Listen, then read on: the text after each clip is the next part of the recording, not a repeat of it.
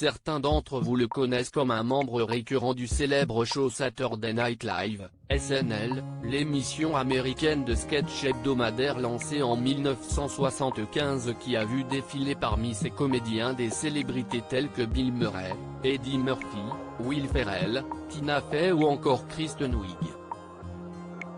En rejoignant SNL en 2014 à l'âge de 20 ans, Pete Davidson est devenu le plus jeune membre à faire partie du programme.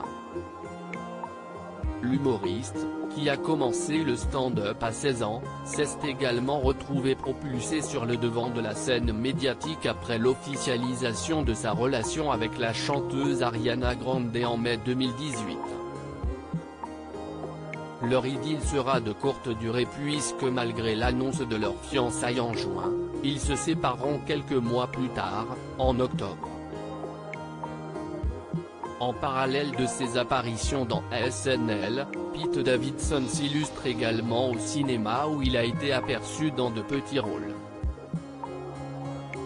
Mais 2020 marque l'envol de sa carrière sur grand écran avec le film The King of Staten Island de Judd Apatow, dans lequel il tient le rôle principal. Le 7 décembre dernier, lors d'une conférence de presse autour du film, Pete Davidson a surpris l'assemblée en révélant qu'il comptait faire retirer tous ses tatouages. Une nouvelle plutôt percutante lorsque l'on sait que le comédien en possède plus d'une centaine. CST Le critique de film Mike Milka-Granagan qui a lâché le scoop sur Twitter, en précisant à un internaute sceptique, CST vrai. Il a même montré sa main, jusqu'à présent recouverte de tatouages, note de la rédaction, où le travail avait déjà commencé. Il a dit qu'il fallait 3 à 4 heures de maquillage pour les recouvrir, donc il a pensé qu'il serait plus simple de les faire effacer au laser.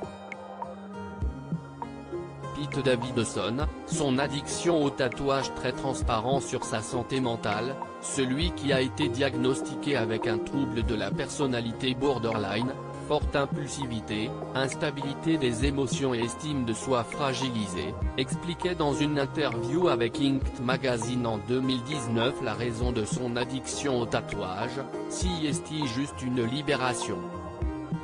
Quand je suis maniaque et contrarié, parfois CST la seule chose qui fonctionne pour moi. Parmi les illustrations inscrites sur son corps, on retrouve notamment des références à Game of Thrones, qu'il a fait tatouer avant même de regarder la série, mais aussi le visage d'Hillary Clinton ou encore une licorne géante.